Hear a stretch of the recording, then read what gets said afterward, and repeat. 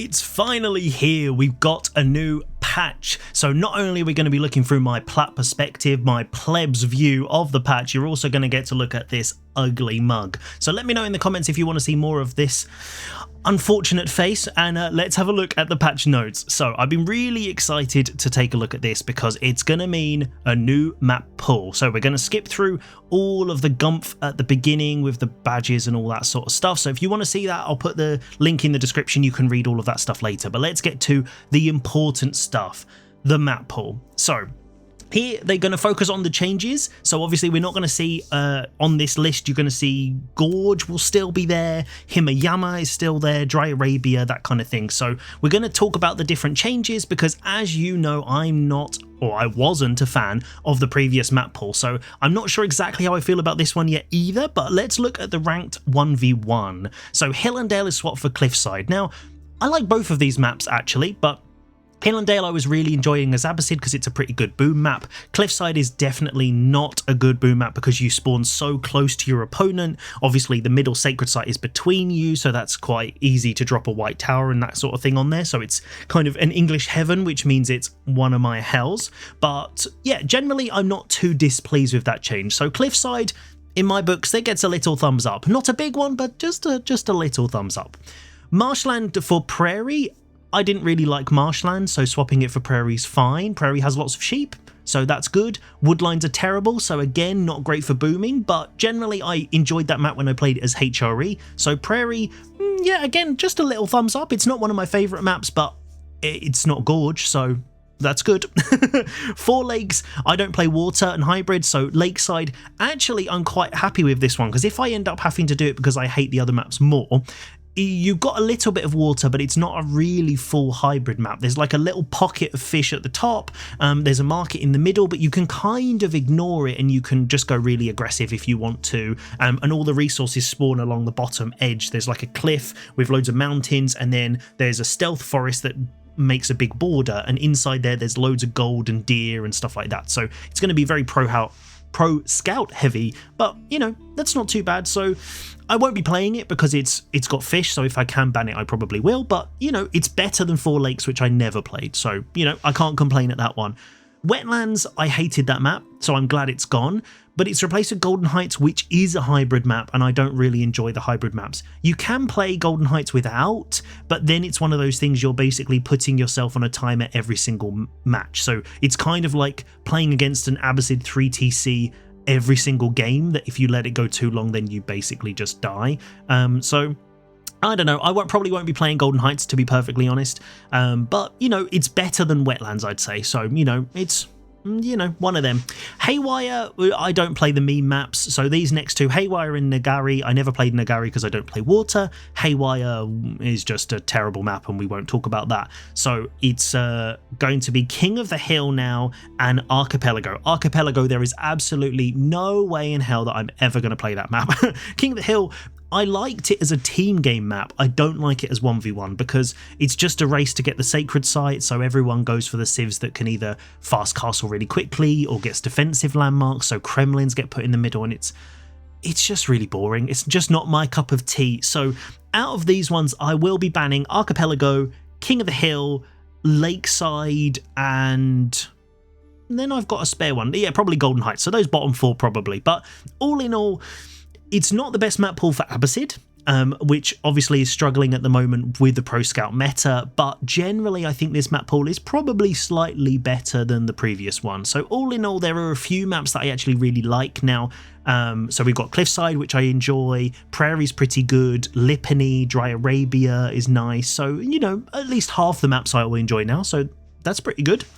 Then team game maps, so King of the Hill's gone, replaced with Cliffside. I think this is a really good change. As you know, I've been playing a bit more team games, and I think King of the Hill, you basically end up doing the same thing. It's basically either all in your opponents in feudal and kill them, or you rush somebody to get the sacred site, you put loads of keeps on the top, and that's basically it. So yeah, not a big fan of that map, to be honest.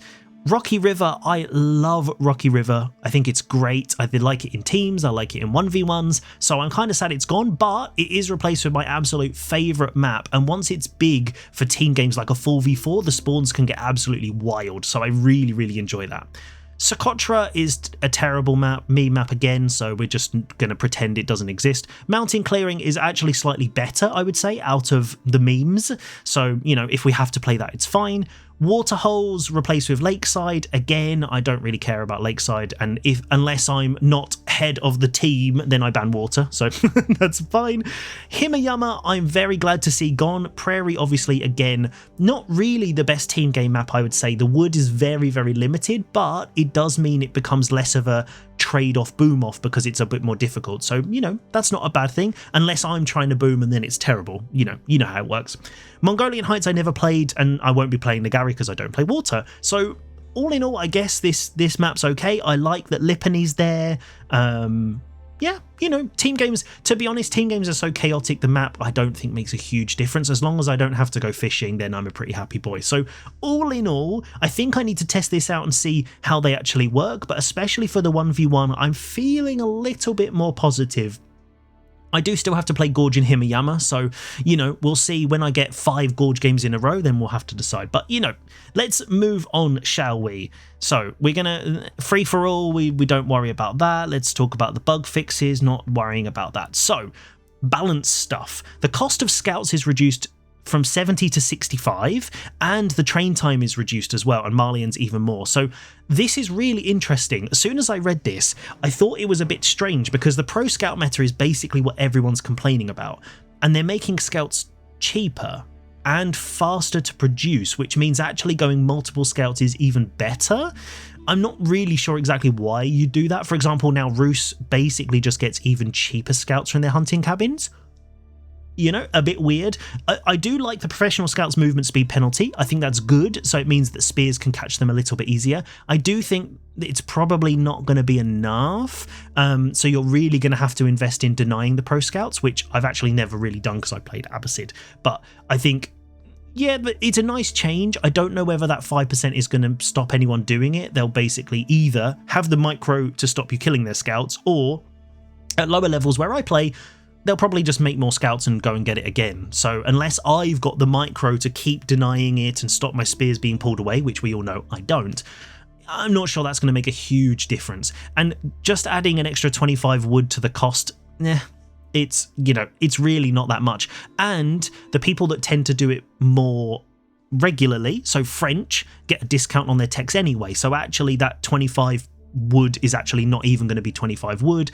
China don't really care about that because they can just supervise and get that little bit extra anyway. The gold is really the problem, but all the people who are doing it a lot don't really have a problem with wood or gold. So yeah, all in all, I think Pro Scouts is going to be here to stay, at least for the time being. We'll have to see whether this little tiny change makes it, but I do think maybe going double scout opening could actually be really viable now, especially because then you can deny sheep and it gives you a bit more possibility. Then maybe you force your opponent to go pro scouts and that actually is costing them resources they didn't plan to do, like a HRE. Maybe instead of fast castling they're in feudal a bit longer.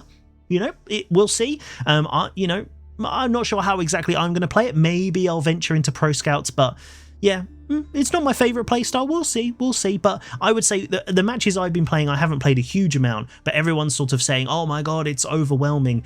Yeah, to be honest, most of the matches I played, people haven't been doing it. So whether it's just the league I'm in, you know, we'll see. Bombard damage increased, cannon damage increased, culverin damage increased, so making the siege a little bit better, I think, is really nice, because, you know, sometimes I think the siege at the moment feels a little bit squishy, so having those just doing that little bit of extra oomph, I think is quite nice. Springle projectiles now have a significant larger hitbox. I never use Springles, so good job, guys. Obviously this is important because it goes through the units and pierces them. Before, it wasn't really hitting enough units, so it's really not worth making, because you could just make crossbows. But now I think potentially there might be a little bit more play, but they're super squishy. I don't really think they do enough damage unless you've got a lot of them. So unless you're Fei-chan and making like 50 Springles, you know, I'm not sure it's going to make a huge difference. Adjustable crossbar projectiles, blast radius and projectile scatter reduced from 100 to 75. So this, for Jana, he told me about this one because I literally have no idea because I never make mangonels. This is the one that increases the scatter range. I think it's either in Castle or Imperial probably Imperial, where it goes back to what it previously was, where it hits a much larger area. So they've actually reduced that now, because I think people were saying in Imperial mangonels are super strong. Again, you've probably seen from my games I basically forget siege exists, so not going to make a huge difference to my games, but I think adjusting the siege just to get it just right, where it's not super crazy and we're back in the mangonel days where you just make 10 mangonels and win the game, I think is nice. But yeah, I think that's cool. Spearmen now gain an additional all of this damage versus elephants with their different upgrade tiers. This I really like. So I think elephants are good. Obviously, if you go on Reddit and you ask people, how do you beat elephants? The answer is don't let them get elephants, which is, you know, my favorite response. So I think this is really nice because you can get crossbows for some of the elephants, but not all of them. So if you're not very good like me at telling the units apart, it could be really difficult to know which ones crossbows should be target firing, which ones your spears need to be on, all that kind of stuff. So your spears getting a little bit of bonus damage I think is good.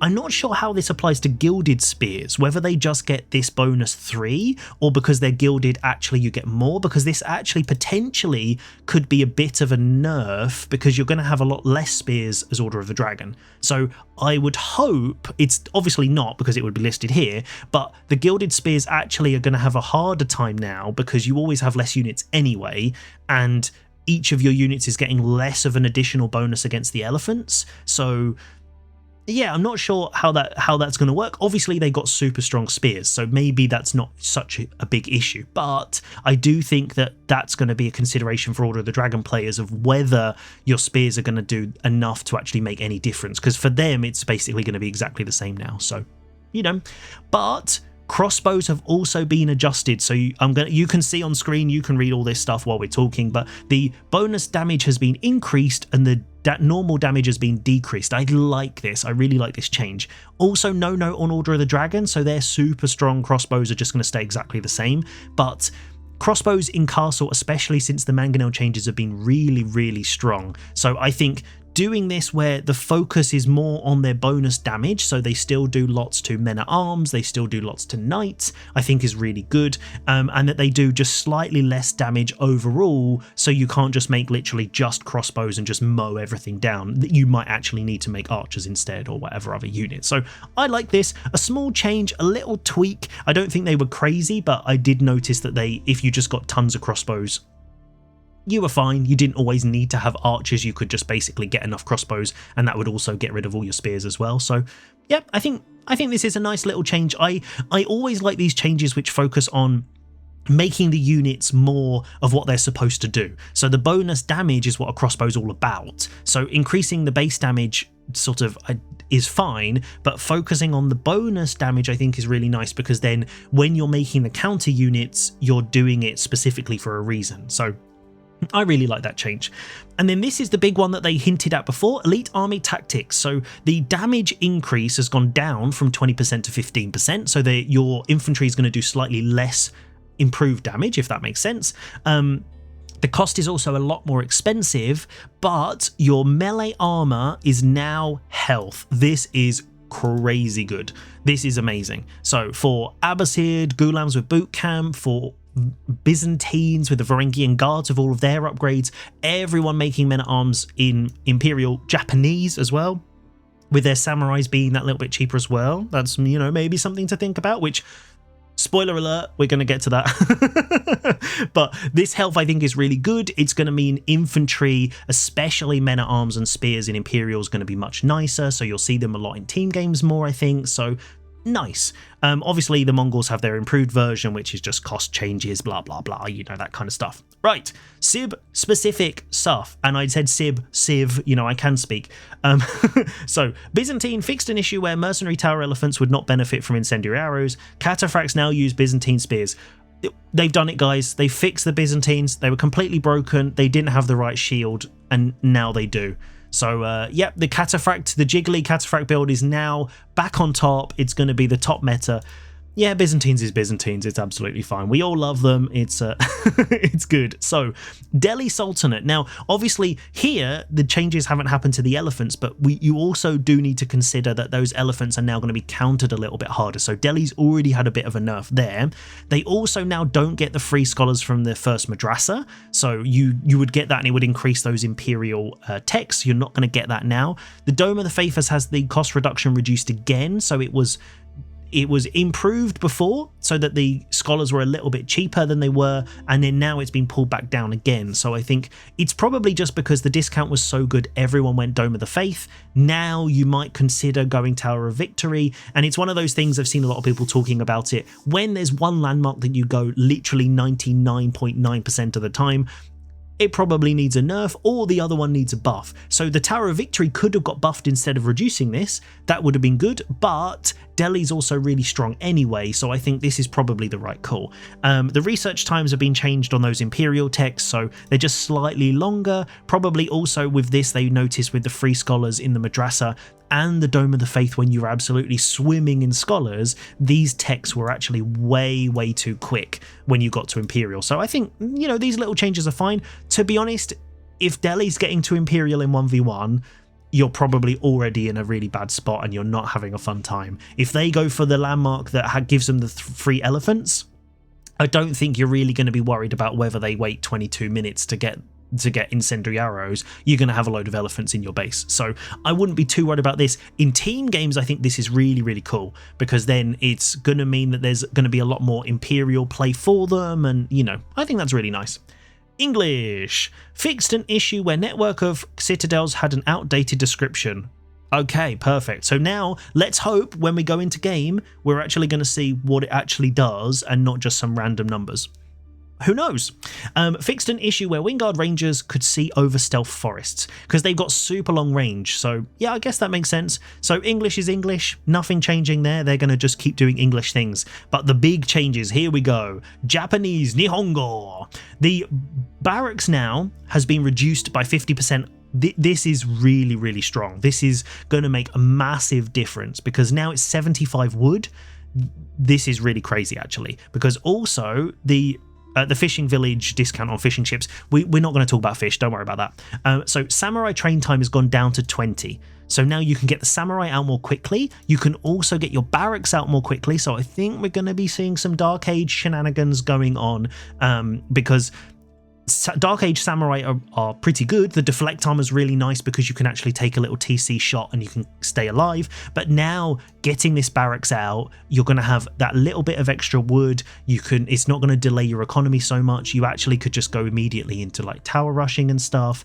And if you just go normal feudal, you can drop your barracks really fast and then you can get infantry pumping. So I think this is going to be really strong. So this is obviously focused on improving their feudal, as they hinted at before, and I think that's going to make a big difference, to be honest. So the Tatara cost reduced, and it's reduced in time. So the Tatara, if I remember correctly, is the +1, the additional +1 melee attack. So I might be wrong, you know, let me know in the comments if I am, but I'm pretty sure it's the +1 melee attack, so that you can get it faster and you can get it cheaper. And obviously this, if you mine this gold, you're going to be able to get this stone pretty easily. So again, Dark Age shenanigans, a little +1 damage, you know, could be something. So the Hizukuri cost reduced, so I'm not sure what that one is. I'm guessing it's one of the military upgrades, to be honest. I'm not exactly sure. Do you know what? Let's have a look. So AoE4 Explorer Hizukuri. It's the second melee upgrade. There we go. So the second melee upgrade has also been reduced in cost. So in feudal, your samurai could get +2 melee, which I think is actually really cool. And this is huge. The daimyo mana cost reduced from 225 to 175, 50 stone reduction. That's really strong. And when you get the daimyo, obviously you get the eco boost from farms, but you get the bannerman. So a katana bannerman with samurai with +2, which then the katana bannerman buffs them up to get even more. I think we're going to be seeing a lot more feudal Japanese. And if you're going really heavy into infantry units, you know what infantry unit is really fun? shinobis.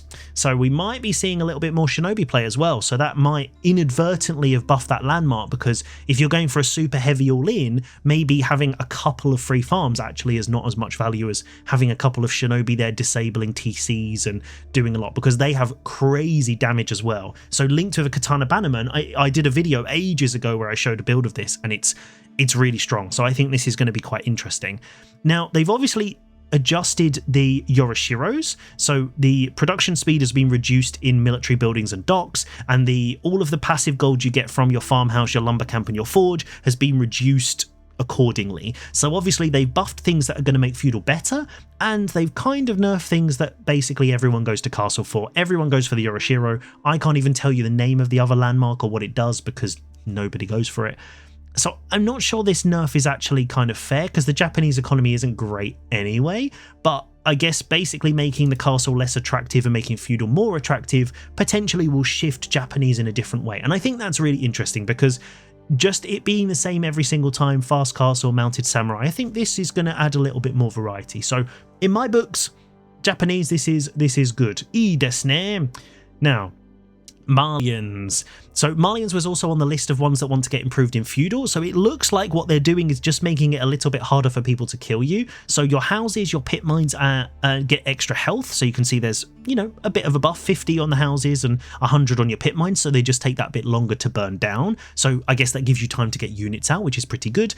The TC has been reduced, so it's only a little nerf, a little buff, reducing that gold a little bit. But from what I've seen people talking about the numbers, you know I'm not a numbers guy, but I think that basically is going to mean it's more comparable to what other civs get for their TCs. So I think, you know, Malians going for 2 TC could be good. Whether it's what they go for at the moment with pro scouts, because to be honest, they have really amazing scouts. I think that's what they're going to do. But having the option of TCs, I think, is really nice.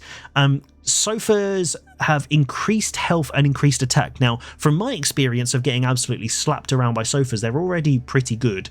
So they're not knights, but they can be really strong, and especially when they get to castle, they're really good, at least from my experience of absolutely getting mown down by them. So this little buff actually, you know, I think it's just meaning that people are more likely to go into sofas rather than just say Javelin Donzo and just going for a huge infantry mass, potentially. We'll see. The scouts are renamed Vanguard Scouts, because, you know, we all check the names when we're playing. If I click my scout and it doesn't say Vanguard, then, you know, the game's over and I just quit and GG, because, you know, something's wrong. So Musafadi have got more health, the veteran health and the elite health, so all ages they've got slightly more health. So it doesn't look like that's also changed the Mansa Musafadi, the one you get from the Farimba, so it just means the basic ones are better. So these guys are obviously really good against heavy units, so it does mean maybe like sort of going for heavier units against them is going to be a bit harder, because these guys did kind of melt to ranged. So now, you know, you might see a few more. Also, the stealth ability could be really clever if you can use it correctly, but it's a bit like Shinobi. You've kind of got to have the micro for that, which, you know, in Platinum, I definitely don't. And I was Diamond, but, you know, we're back in Plat where we belong. And pit mine generation has increased by 1 per minute, so it's not a huge amount. Obviously, there's some other stuff going on here, but we just ignore that. This is slight buff, slightly more gold, which they can then use for slightly more cows, and so it's not huge, but I think it's interesting. And obviously this will stack with the houses that go around it. I don't know how the calculation works, don't ask me, that's maths, but I know more house, more gold. That's the idea. And the Mansa Javelineers could be unlocked from the archery range without building the Farimba. So yeah, that's good. We don't want Mansa Javelineers for free. I think that's a nice little change. Like when the Javelin throwers got the poison attack without going Farimba, they got rid of that. Nice. So I'm not sure this is going to make Malians that much better. I don't think it's really going to change their style particularly. I think they're still going to go for pits, and they're probably going to go pro scouts into Farimba or Kalboom or something like that, but making it so they're less able to get smashed really, really early, because that's what they've always struggled with. I think that's nice. So yeah, a little buff. I think out of the two, the Japanese one is way more interesting, but, you know, Malians has already got loads of interesting mechanics. It just isn't able to always use them. So I think this is nice. And then Mongols, I'm going to just sit here for a second. Fixed issues. Mongols are Mongols, and you know my thoughts on the Mongols. The less of them we see on the ladder, the better. So we're going to very quickly move on. So cavalry archers have been renamed, their costs have been changed, the production time reduced, and the vizier points been reduced. So the problem I've heard about these, I haven't played Ottomans, but is that you can't get these early enough and the cost is a bit weird and stuff like that. So maybe this makes them a bit more viable. So in certain situations I've seen people using them and they seem pretty good, but it seems like the timing doesn't make sense compared to other things. And also if you're using a vizier point for these, you could use it for something else. So I'm not sure this is really the buff Ottomans was looking for. I keep saying it, but I think the Anatolian Hills, which I think is, if I'm right, is the one where you get sheep and then you get a buff to your mining speed. If that mining speed was changed to wood gathering, I think that would be really, really cool. Because the Ottomans, if they want to stay in feudal, and maybe we want to encourage them to stay in feudal and not just rush castle imperial, is they need loads of wood to get their production going. So in this case, I guess they've gone a slightly different way, but if the gathering was on mining, who cares? We're not really mining that much, it's going to make a big difference, so no one really cares. But if you had more wood, then you could get more production and so and so. But here, obviously, the military and technology buildings are discounted, increased up to 40%, so it's kind of the same thing, making them that little bit cheaper. So maybe this might encourage more people to go feudal. I don't see a huge amount of Ottoman players at the moment, so with all the nerfs they've had season on season, I don't think we're going to see a huge amount of Ottoman players at the moment, but you never know, we might see a few, and I'm sure they're going to be getting that win against me at least. Now, variant civs. So again, fixed issues. Yeah, they fixed issues, so things that should have been right are now right, so Iobids are Iobids.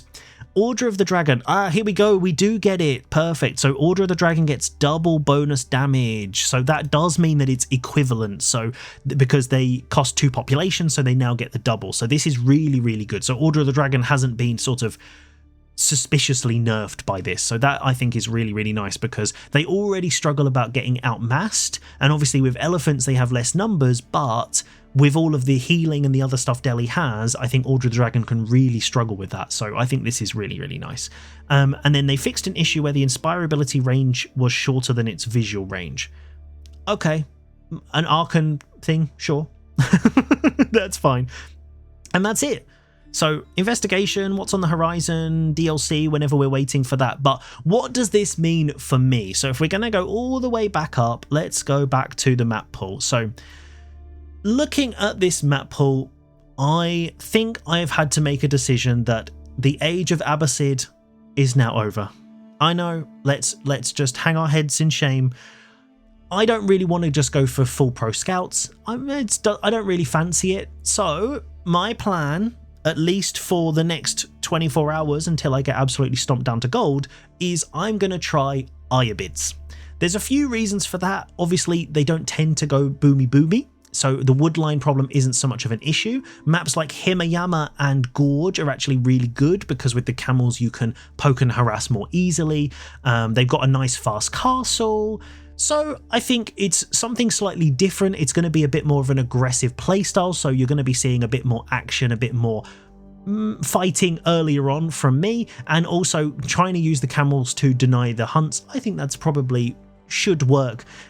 You know, it's going to be who's got the more micro, and I don't think I ever win that battle. But that's my plan at least. I don't know what you think. I think it's time for a change. I'm ready for a bit of a fresh start, and Iobids are calling my name with their beautiful yellow flag. But I hope you've enjoyed this patch review, my pleb thoughts, my platinum review, and let me know what you think in the comments. What do you think of the changes? What do you think of the map pool? How has it affected your civ? And then I will see you soon for more ladder action.